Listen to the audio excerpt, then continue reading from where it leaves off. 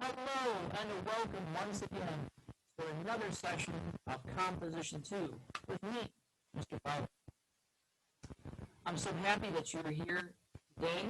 We had quite a short week last week. Just the Thursday session because, of course, Tuesday was given over to Election Day. That means, consequently, we're going to have a little bit of a busier week this week, but I think you'll be more than up to the task. Let's go ahead and start right away because we've got a whole bunch to get into. So I'm going to mute my camera. You'll miss my face. You'll still be able to hear me speak, though.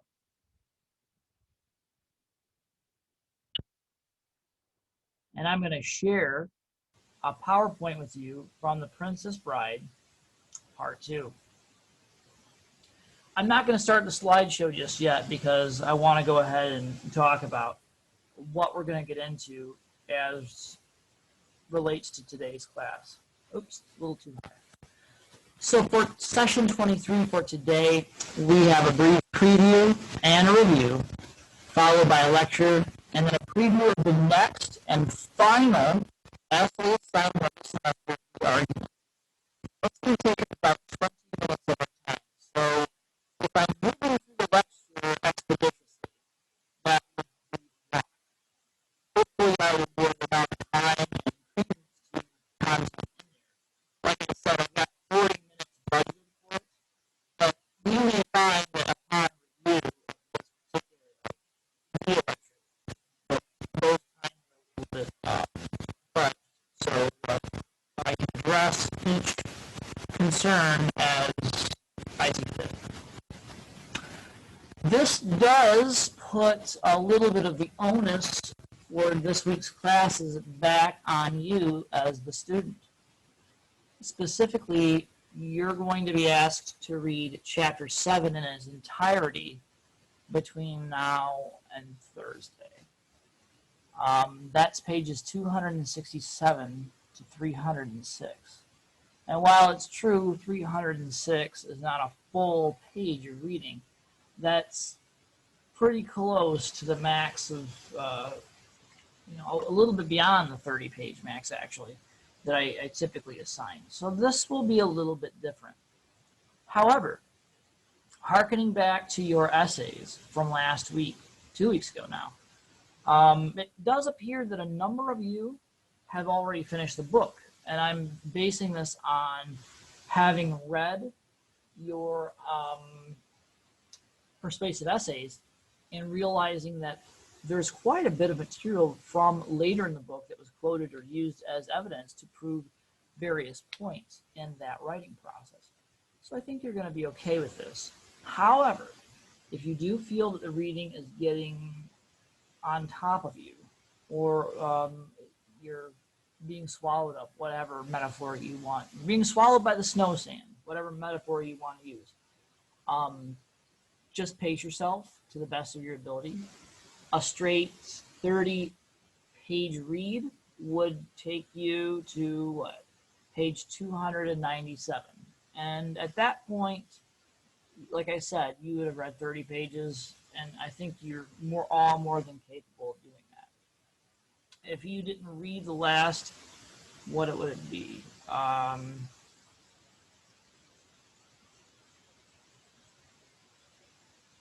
Last 10 pages, you'd be fine.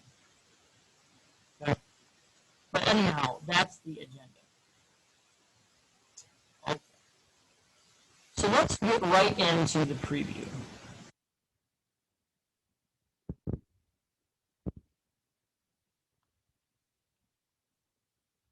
This should only take about 10 minutes of our overall screen time. But we're going to begin by catching ourselves up with what had transpired in the first half of this long chapter, Chapter 6.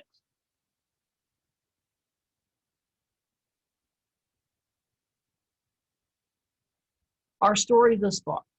Captured by the sadist, Count Rugen, Wesley is subjected to the terrors of the machine. Housed in the 5th level of the Zoo of Death, Prince Humperdinck and Count Rugen engage in one of their favorite pastimes, which is a horrendous torture. Now, just as a note of reminder here, for those of you who are familiar with the famous screen adaptation, the Zoo of Death was renamed the Pit of Despair. So in case you don't remember what I'm referring to when I mentioned the Zoo of Death, this is one of the distinctions and differences inherent between the two adaptations. And that's going to play a factor later this session, and this particular session, when we talk about essay options. So I have to ask a question here. Until this point, Wesley seems to be more than adequate for the task at hand. He is an able pirate and sailor. He knows the way of the land. He has become an excellent fencer. He is pretty good in a physical confrontation, and he's relatively intelligent. So if you combine all those traits, he seems to be able to defeat each and every foe. He charms the aristocrats with his good looks and knowledge, but he's too intelligent to be taken in by someone like the Countess of Rugen. He is skilled enough to outfox the Red Pirate Roberts after he's captured, and he further uses that intelligence later in his battle against the Vizzini, building up his immunity to iocane powder and relying on that to trick the clever mind of Vizzini. Beyond this, he's actually fairly good with steel, as he bested one of the few remaining masters in Inigo Montoya. And, you know, although not a match for Fezzik the Giant, he was quick enough and cunning enough to use his moments and wait for an opportunity to defeat him. But now he comes up against Count Rugen, a man dedicated to pain. He's even writing a specific primer on that entire genre or theme. A lot of times in real life medieval worlds, I guess more intelligent or more devoted of the aristocratic class, they would usually write these things called treatises. And that was a big feather in their cap if they could prove their intelligence and publish a treatise that went beyond their meager borders and into the greater world. Rugen's not quite writing a treatise, but he's writing a primer on pain, which I think is both funny and curious at the same time. And then for his sake, Humperdinck is an excellent fighter and hunter, and we've known about this. So the two of them debate which torture is worse, torture of the body or of the mind. So what do you think? Is Wesley, for the first time, outmatched by these adversaries? They are, according to the text, two of the more intelligent men in the area in which Wesley was born. So they may be, collectively, the three most intelligent men. Maybe Vizzini was in there too if he had lived. But I also think that this extended discussion about torture is curious when you consider the time frame in which The Princess Bride was written. Now, sometimes it's true, and I have been guilty of this on occasion. Professors and other readers of a text will start to make connections that may be less tenuous, that might beg the question of whether or not this is truly relevant or has an impact on the story itself. And let's not, mince words. The Princess Bride is originally intended as juvenile literature. But I feel that this particular text does carry with it various permutations of its era. In the 1970s, of course, one of the major conflicts that was ending in the world or winding down was the Vietnam conflict or Vietnam War. And as the war ended, more and more heroes, more and more soldiers were coming home to the United States. And many people believe that, or view Vietnam as a military defeat. Whether or not that is true, or whether or not that is debatable, is really a question for another course. The only connections I want to make to that is that when soldiers return home, especially those prisoners of war, there were questions and concerns about the nature of torture that they endured. They endured psychological torture. They endured various forms of physical torture.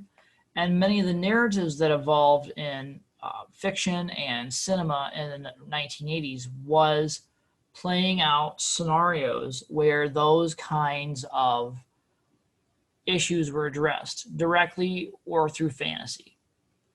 If you think about the amount of characters who were returning soldiers and were either damaged or changed by the Vietnam War, they become pretty quick. The numbers go up pretty quickly, right? So in addition to like the basics such as Missing in Action and First Blood or the Rambo series, you also have movies like Rolling Thunder, and you have stories that come out of these instances, like that of Senator John McCain, who wrote a novel about his experiences. And then there were also films or stories that took a long time to reach the cinema, like Little Dieter Dreams of Flying, which was turned into a great film called Rescue Dawn with Christian Bale. And all of these narratives deal with the mental and physical anguish that soldiers had to endure. And I think this concept was in the air and it was prescient during the time Goldman was writing. So I don't know if he had a direct idea about this. In fact, I would probably argue or suggest that this wasn't relevant. Yet I can't help but look at thematic nuances in literature from this time. The mid to late 70s was not a great time for literary endeavor. There were certainly some texts that are being explored right now that may have had more merit than when they were originally released, but it wasn't generally a time where American letters and writing were particularly in line with interests, either philosophical or literary or educational interests. In fact, one of the few additional books that made it out of the 70s as a relevant text that was worthy of discussion and literary exploration, and that was also a financial success in terms of its screen adaptation, was the film and was the novel Deliverance by James Dickey. And that was not a novel that I particularly deemed appropriate for this. Plus, my interests run toward the 80s. And you already know this if you took English 103 with me when we read Ready Player One. And that's an era in which I think a lot of interesting literary tableaus played out. And that's also part of my fascination with my own background of study in literature and film. I always look for a piece that has a famous or contemporary film adaptation that can be explored in addition to a popular text, because I feel like that's what drives the entire publication genre. And what gets published is typically ushered into the larger popular conscience. And if it's going to be popular and reflective, it must have something to do with the human condition. It must meet those merits, and therefore I think is worthy of study. So maybe this is Mr. Fowler extending his own perspective too far. but I don't know. I'd be interested to hear what you think. Maybe this is a potential paper topic that you might want to develop for the purposes of a larger scale argument. Maybe your interest or anger or curiosity or just imagination is piqued by some of these concerns. So something for your consideration. Okay, let's move ahead. The prince, obviously, though, cannot spend all day torturing people. He has matters of estate to attend to. He is learning how to take over the reins of governance in Florin. And primarily, he's mostly focused on making sure that the wedding goes off without a hitch. Enter the new character, Yellen, which, in case you did not guess last time, is a very on-the-nose joke. He is the head of the Brute Squad, the chief of security, and as a consequence is consistently yelling his commands at people. So, ha, ha, ha, ha. His name is Yellen. He uses Buttercup's kidnapping as a cover to order the chief of enforcement to clear what's called the Thieves' Quarter. This is a den of ill repute that exists in Florin. And that leads us into today's new content. So that took a little bit more than 10 minutes, so sorry about that. I'll try to make quicker time with the rest of the material.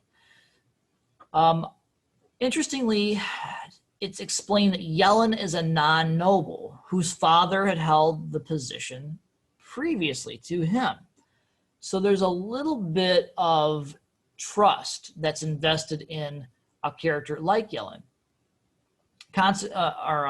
Just as a consequence of telling, he's also cousin to the albino who works in the Zoo of Death. There's no other context given to the cousin that's the albino or a name given to him. I guess if you didn't want to call him the albino, you could call him Yellen's cousin for whatever reason, but they're cousins. And I guess that was noteworthy enough for Goldman to include. This scene provides a nice segue to the torture machine, as after leaving the audience with Humperdinck, Yellen hears a horrific scream, and that was the test of the machine as it was being used on a dog. So that is queuing up the terror that is to continue as the chapter evolves. So, of course, Yellen's main task is to clear the Thieves' Quarter, and the last area of resistance is Falkbridge's Alehouse. This is a gathering place for evildoers, so on and so forth. And Falkbridge does put up, for his 2 cents, a little bit of a token resistance. He's like, what kind of a job or what kind of a bar would I run here if I just gave in to every demand that was, thrown at me? I can't just clear out the alehouse and be out of business. That's even if I was able to return to business in the future, my reputation would take a significant hit. So he tries to resist the brute force, and they dispatch with Falkbridge relatively easily, with relative ease. However, there is a certain brandy drinker and swordsman, a fencer of sorts, who gives them some trouble. And this, of course, is Inigo Montoya. In order to deal with someone who is dangerous even under the forces of alcohol, 2 of the brutes, one noisy and the other large and quiet, confront him. But the quiet, large brute, of course, ends up being Fezzik, who saves Inigo from the louder of the 2.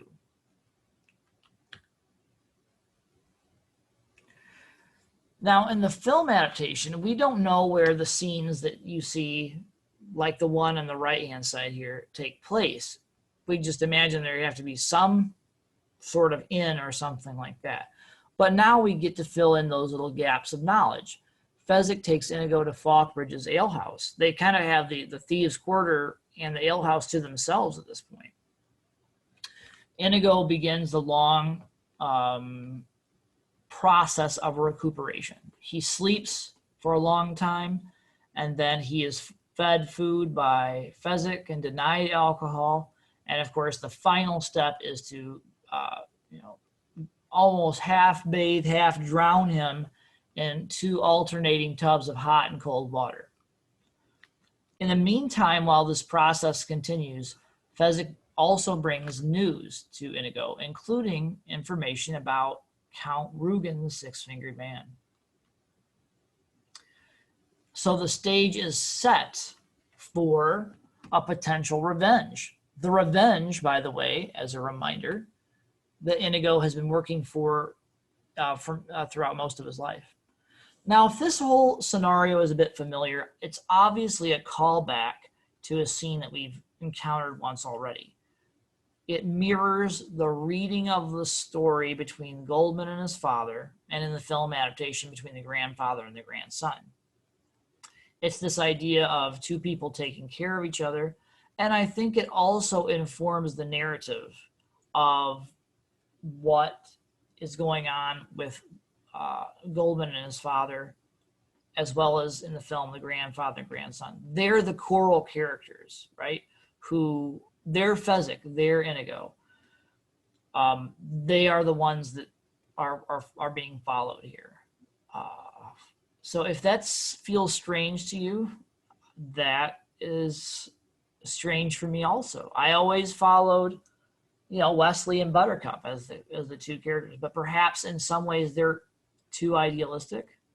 Although I don't know if you go back and look at the reading of the novel that that's necessarily the case. I just find that this mirroring in both the text and film adaptation is a curious phenomenon that's worthy of attention and perhaps even analysis. So here you go. There's another argumentative topic.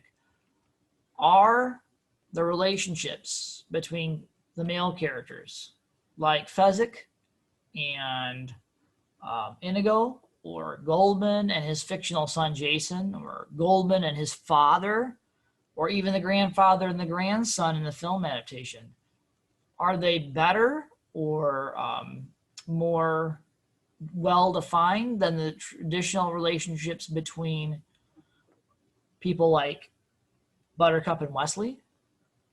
Are they just different? That would be an interesting topic to tackle. So, moving on. Buttercup and Humperdinck have a little bit of a minor confrontation near the end of chapter 6. Yellen has come into Humperdinck's quarters, and he's being given the 3rd degree when Buttercup interrupts. And of course, the prince is all smiles and charms. He doesn't want to see, he doesn't want Buttercup to see him being nasty to someone in his employ. And so he begins to brag, and he talks about how wonderful Yellen's preparations for their wedding are going to be, and how secure they'll be once they're escorted on their honeymoon by the Florinese Armada. And Buttercup says, well, all but the 4 ships. And he has just a moment of indecision or confusion before he acquiesces and says, oh yes, of course, except for the 4 fastest ships. Because he remembers that he had sent the 4 fastest ships in the Armada, or at least he had promised to do so, in the 4 cardinal directions in order to catch up to the ship Revenge, which was Wesley's ship under his guise as the Dread Pirate Roberts. But Buttercup is smart enough to catch Humperdinck in the lie. And this results in a tirade from the prince, who does not care to hear about Wesley. And he actually becomes violent. He grabs Buttercup. I don't remember if he slaps her, but he grabs her by the hair and jerks her around until they return to her room. He throws her into the room and locks the door, and then hurries down to the Zoo of Death because he's in such a rage that he realizes Buttercup won't rest or give up this notion of Wesley as her true love until one of them is dead, and he needs Buttercup to live longer. So it's Wesley. Right here, we get another aside just as the action ramps up. And we have this scene where Goldman father tries to skip Wesley's death, but the young Goldman, Billy, notices and says, I want you to go back and explain what happened. And his father is forced to admit two devastating spoilers about the remainder of the novel. The first being that Wesley dies and Humperdinck lives. This results in a tirade from the young Bill, and the story ends for that night. The next night, when the story resumes, he has to sort of coax his father into getting the answers that he needs. So as the story resumes, Prince Humperdinck goes down to the Zoo of Death, just as the Goldman's father has narrated, and then he does unfortunately torture him using the evil of the machine, which is, again, this ridiculous contraption that somehow sucks the life out of your body using suction hoses. But the scream, a variation on the Wilhelm scream, I think, in the film version, for those of you who are film buffs and know what I'm talking about, is heard throughout all of Florin. And there's a really nice device that Goldman uses to describe this process. First, Buttercup hears it. Then Inigo and Fezzik hear it, and they follow the scream because they're looking for the man in black. We'll get to that in a minute. Yellen hears it, and all the brutes in the brute squad hear it. And lastly, the commoners in the city square hear it too. So all of Florin hears the suffering of Wesley, the man in black, as he breathes his last. Now, Inigo and Fezzik, like I said, are interpreting the sound because A, they realize it must be the man in black since it is his true love who marries Prince Humperdinck. So who else could be in such agony? And they follow it B because they need his strategy in order to execute their revenge. Inigo is a man of action. Fezzik is the muscle. They need a planner, someone to fill the role of the recently deceased Vizzini in order to complete their trio once again. And C, they, as a consequence, they follow the screams to the Zoo of Death and confront the albino. In the novel, it's Inigo who does the questioning, holding the albino at sword point before Fezzik swoops in with a sleeper hold. In the film adaptation, it's a little funnier. Inigo does confront the albino, and he asks Fezzik to jog his memory, in which he bombs him on the head, and the albino, of course, passes out. And we were left with a great line delivery by Andre the Giant, who says, I think I jogged him too quickly. So that leaves us with a conundrum. So for the next time, or in this case, for a Thursday session, read The Princess Bride, Chapter 7, or as much of that as you can. And don't fret, because as our good friend the Miracle Max suggests, mostly dead is still slightly alive. Okay. So I'm going to come back to you now and introduce something completely different, which of course is the next assignment, the argument essay. So here we go, English 104, Composition 2, the argument essay. This is our final essay project for the semester. Remember that you will get the choice of selecting this essay or the persuasive essay to revise as an opportunity that will take the place of your final examination. So that will be the last revision session that we go through during finals week.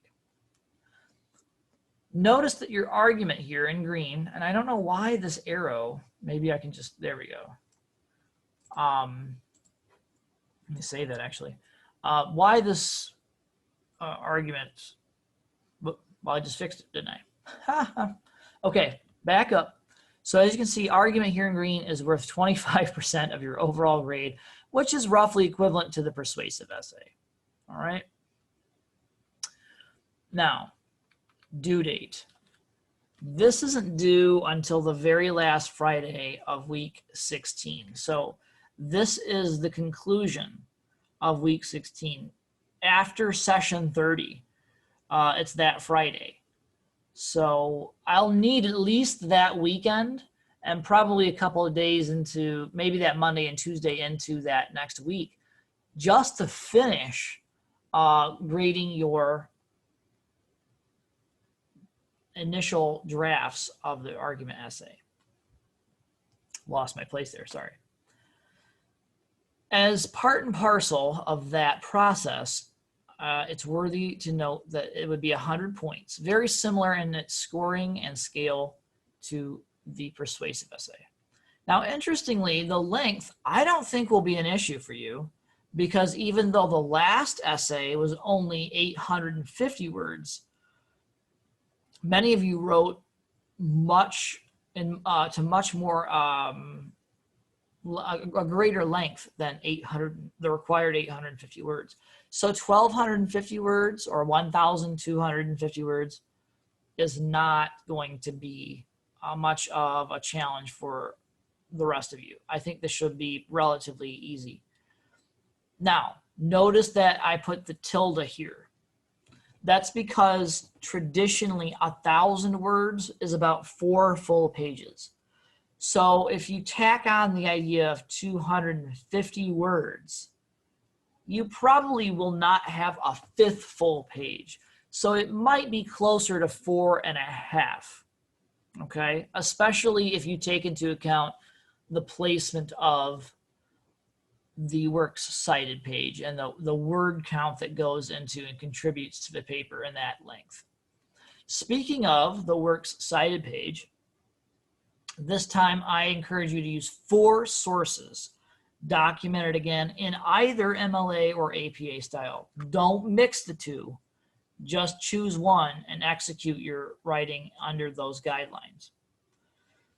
For the format, it's fairly typical, and I'm not going to go over that. It's here, and this is also, if you want to read it, and it's also, this entire document is available on Desire to Learn. Okay, so what is it I'm actually asking you to do? Well, relatively that's up to you, because as it says here, you'll demonstrate your ability to develop a thesis that's directly responding to another author's ideas and present a concept with persuasive claims and support while following the structure of a college level argument. You will shape this assignment around your personal interests, and your thesis will be the result of your own thinking and logic. Your end product hopefully reflecting a mastery of persuasive structure and some of the strategies that you'll apply throughout the rest of your academic and professional career. Now, you might want to select a topic that's more akin to your major. Not every student who comes to Kishwaukee or Rock Valley or Sauk or any other community college has a distinct idea of what they're actually going to major in, but many of you do. Many of you are in programs that are focused on a specific degree or degree program. So you may want to focus your argumentative paper on that topic. You may also want to pursue a topic that's just more akin to your own personal interest, in which you will have more investment. You may also, though, focus on The Princess Bride. I know a couple of you have been building toward a thematic presentation of the 3 papers, and we're gonna get to that in just a few minutes. Now, whatever topic you do end up selecting, you should synthesize your research that you've learned about in the lecture material while taking a distinct stance on a topic or an issue. You may even want to encourage your reader to take some kind of action. Whatever you select, the paper should include a brief review of the literature of at least 4 articles referenced in preparation for the essay in question. Okay, so that's the basic description. Now, for those of you who were interested in The Princess Bride, or maybe just wanted to take the path of least resistance. I know that's shocking to imagine, but yes, even Mr. Fowler knows that sometimes students just want a direction, just want some kind of idea about what to write, and maybe even to be told what the quickest and easiest form of argument that they could adapt to conclude the semester would be. So here you go. Possible topics related to The Princess Bride for those of you who may want to argue along those lines. First of all, you could revisit, firstly is not a word. First of all, you could revisit your ad analysis paper and complete a simple Google Images or Pinterest search comparing the posters of the foreign releases for The Princess Bride compared to that initial poster that we looked at the beginning of the semester. You may also want to look at newer posters and campaigns ads designed around the film and its marketing. What's new? What's different between those older posters and the original one? What visual cues and images are added?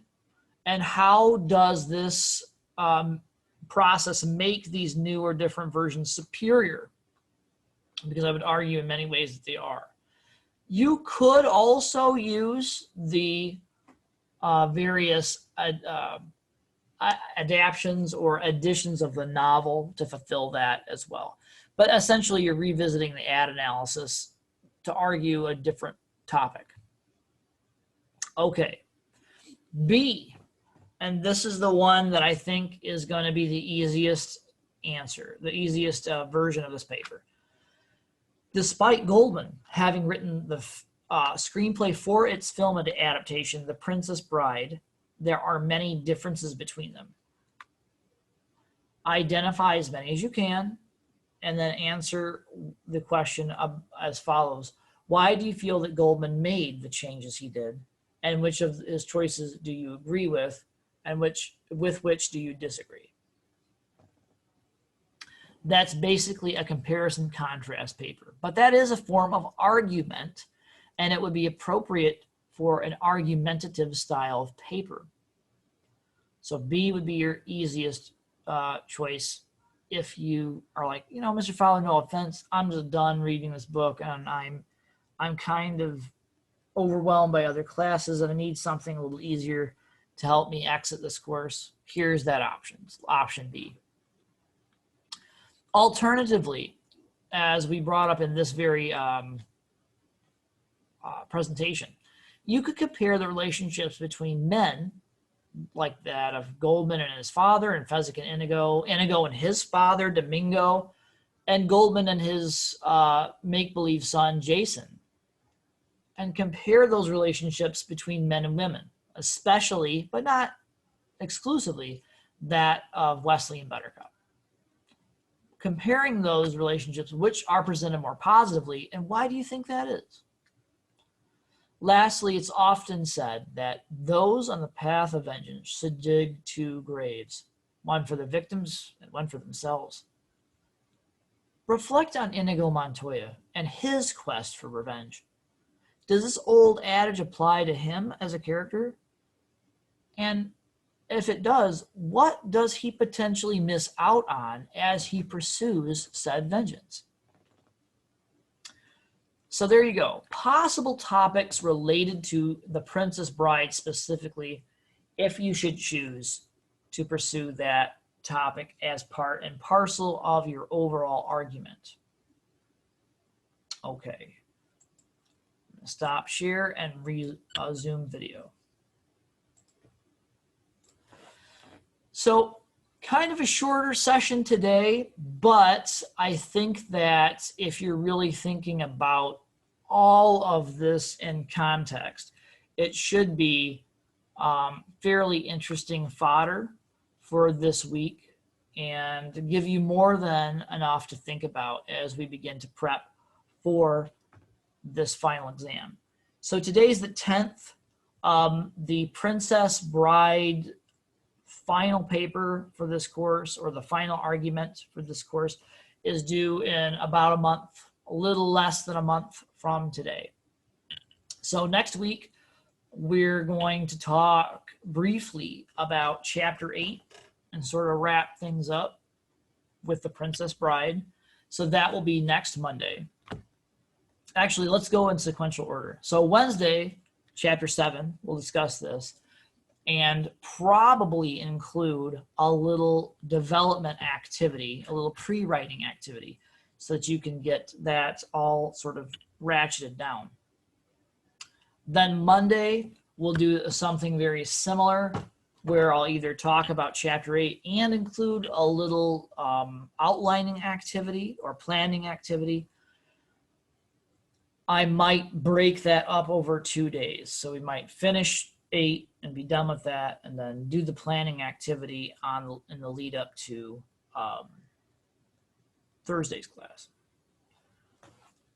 Either way, by the end of the day, Thursday, you should be able to start forming up or zeroing in on a potential paper topic. That leaves us with the week leading into Thanksgiving, which will be given over to writing labs. So you'll have writing lab time set aside. Obviously, I know you're not going to get too much done on Thursday the 26th because it's Thanksgiving. So I'm going to try to expedite that so that you have 2 days, maybe the Thursday of the week before Thanksgiving, and then that Tuesday before Thanksgiving, those will be writing lab days. So there will probably be nothing planned for Thursday. But if you have some time and you're not traveling, I know a lot of us probably won't be traveling this year like we normally do for Thanksgiving, and you want to just work on some stuff, that's the drive time when we need to, that's crunch time for us. Because after we come back from Thanksgiving, I think we have that Monday is November 30th.